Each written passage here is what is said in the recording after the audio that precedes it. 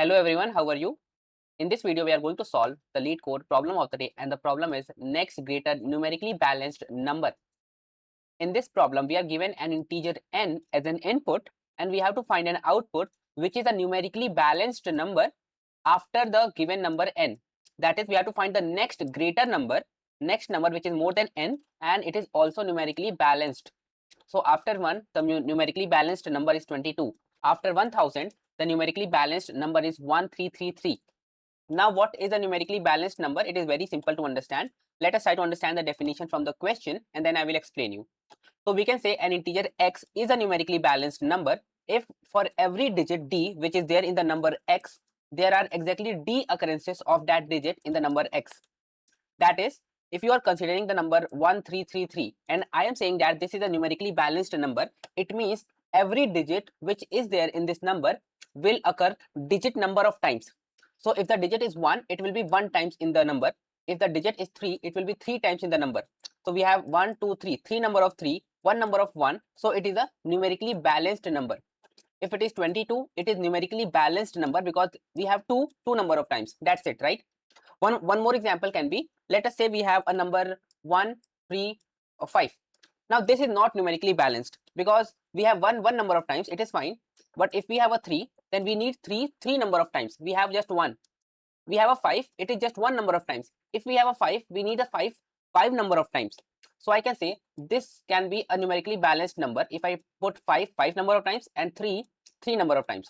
So this is a numerically balanced number because we have 1 number of times, we have 3 number of times, and we have 5 number of times. So this is numerically balanced. So that's the question all about. Just find the next greater number after n which is numerically balanced. Now, one of the very simple way to solve it is, let us try to understand it with this example. When the given value of n is 1000, if the value is 1000, you have to find a number which is more than 1000 and numerically balanced, right? So what you can do, a simple thing is, start a loop from 1001, that is a number just greater than 1000. Now for every number, for example for 1001, let us check that is it a numerically balanced number. If it is a numerically balanced number, then we can just return that particular number, and if it is not a numerically balanced number, we need to loop for the next number. If 1001 is not, then we will check for 1002, then we will check for 1003, and the only check we have to do is we have to check for every number till we get a number which is numerically balanced. And checking for numerically balanced number is very simple, right? If this is a number, let us say 1333 is a number, we can find out what are the unique digits in this number. We have a 1, we have a 3. Then we can find out the count of that particular digit. Count of 1 is 1, count of 3 is 3. If count of all the digits are fine, that is if count of all the digits is equal to d, the digit itself, then it is numerically balanced. So the logic is simple, right? But there is a problem with this particular logic. Numerically balanced numbers are sparse. They are not dense, they are sparse. It means in a large set of numbers, there are very few numbers which are numerically balanced. Now, let us say there is a number x. Let me actually type this. Let us say, or draw this. Let us say there is a number x, after which you need to find out the next numerically balanced number. Now, there can be a possibility that after x, you have to go through a loop a lot of times to find out what's the next numerically balanced number. So this will take a lot of time. That is checking for every number and finding out, is it numerically balanced? Okay, it is not. Just check for the next one. Is it numerically balanced? No. Let's check for the next one. So this is going to take a lot of time when from a given value of n, let us say the given value of n is x. After x, if the next numerically balanced number is too far away, then it is going to take a lot of time. But there is a better approach. Since we know that there are very limited number of numerically balanced number, and you might say that how do we know this? So it is very simple to understand. If you try to find out the numerically balanced number within 100, then it will be 1 and 2, 2. There are just 2 numbers. If you try to find out within 1000, then there are, I think, very few numbers, 4 or 5 numbers, or let us say 6 or 7 or 10 numbers, around 10 numbers.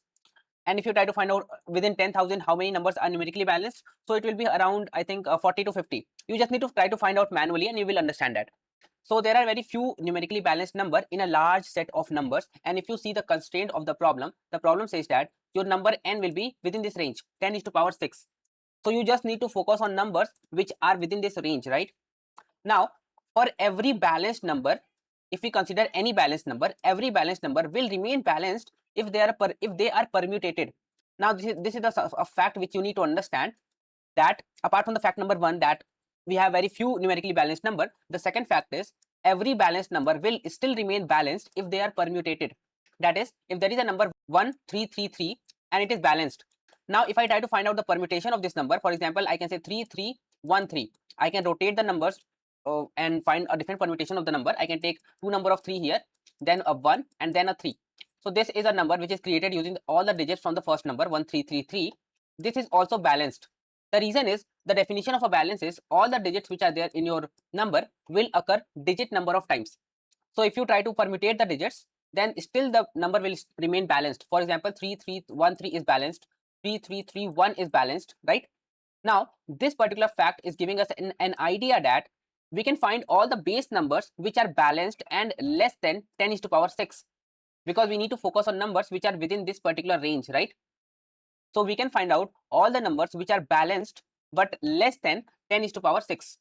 Take their permutations. We can take the numbers permutation and we can then find out the next number in the list and return. That is, let me reiterate this thing. What we have to do is we have to find out all the base numbers which are balanced and less than 10 is to power 6. When I say base numbers, numbers which we already know are balanced, and then take the permutations of that particular number. It will give you the list of all the balanced number within our required range. Then we just need to find the next number which is greater than our given input n, which is there in the list, because our list will contain all the numerically balanced number. Just find out the next number greater than n and return that particular number. Now, what are the initial set of numbers and how will you find it? See, we know that if the number is 1, it is numerically balanced because it just contains one digit which is 1, and we need the 1 number of times, we need a 2 number of times, we need a 3 number of times, we need a 4 number of times, we need a 5 number of times, we need a 6, then it should be 6 number of times, and we need a 7, then it should be 7 number of times. Now that's our limit. If you try to find out the number which contains the digit 8, then it will have 8 number of times, but that is out of our range. We don't need to worry about that particular number. So we know that this is our max range. This is within the range of 10 to the power 6, and these are all numerically balanced number. We have 1, 2, 3, 4, 5, 6, 7, 7 numerically balanced number. Using this particular number, we can actually create our base numbers which are numerically balanced. We can say 1 and 2, 2. We can combine these two numbers and it will be 1, 2, 2. It will still be numerically balanced because we have 1 number of times, 2 number of times. We can say 1 and 3, 3, 3. So it will be 1, 3, 3, 3, and this will be 1, 3, 3, 3. So we have another numerically balanced number. Now, I'm not just trying to create all the possible numerically balanced number here. I'm just creating the base numbers using the given set of knowledge that these are our initial set of numbers which are numerically balanced, right?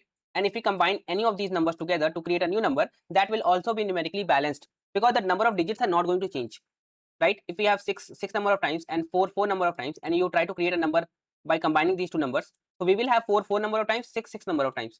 So that will be numerically balanced.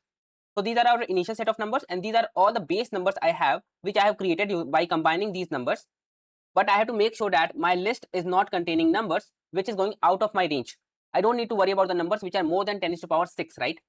Now you might ask that if my number is 10 to the power 6 as an input, then still we have to find the next greater number which might be more than 10 to the power 6. So I think we have a number which is 7 number of times, which is more than 10 to the power 6. We have another number which is 1, 2, 2. Then we have 5 number of 5s, which is more than 10 to the power 6.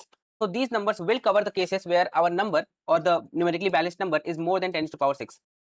Now, after creating all the base numbers, I can just find out the permutations of my numbers to find out what are the other numbers which can be numerically balanced. For example, if it is 3, 3, 3, 4, 4, 4, 4. So I can find the permutation of this number and I can create more number of numerically balanced number. Then I will have a list of all the numerically balanced number within my range. And then I can run a simple loop to find out the next number which is more than the given value n, which is numerically balanced. So if I show you the solution for this particular problem, this is very simple to understand. First of all, we are going to have a set. Now, why I am going to have a set is because if I try to find out the permutation of any particular number, then I might end up having a number which is the same number multiple times. For example, permutation of 1, 2, 2 will be 2, 1, 2, 2, 1, 2, and then 1, 2, 2. So we have 2, 1, 2, 2 times, right? So that's why I'm having a set instead of a list, first of all. Then I have all the base numbers with me, and then I can run a simple loop in the base numbers. And for all the base numbers, I can say for p in permutations of base, that is, find out all the permutations of this base number. You can import these permutations from collections. So we have from collections, import permutations, and find out the permutations of a number. Once you have the permutations, I can say in my set all bn or all balanced number, I just need to add my number, add my permutated number p. Basically, I will get a tuple. That is, if I have a number 1, 2, 2 and I try to find its permutation, this is going to be 2, 1, 2. So I'm going to receive 2, 1, 2 as a tuple. So I'm just converting that tuple into a string first of all using the join method. and then I'm converting my number to integer. So after this particular loop, I'm going to have all the balanced number within the set. Then what I can do is I can just have a sorted set. Basically, I can sort my set. I can get a sorted set, and then for every data in my sorted set, the moment I get a s which is more than n, I'm going to return it. And the reason we have it sorted is I just want that number which is more than my number n and the next greater number.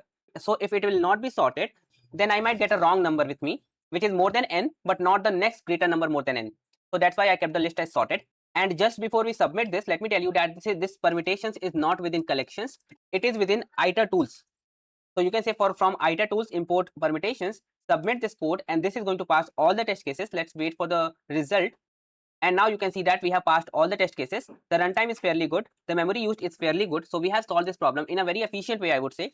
So that's it for this video, guys. If this video has explained you the solution, the problem and the solution and the approach to solve it step by step, then make sure that you hit that like button. And if you have not subscribed to my channel as of now, then make sure that you do so. And I will see you guys in the next video. I want to see you guys in the next one. Thank you for watching this one.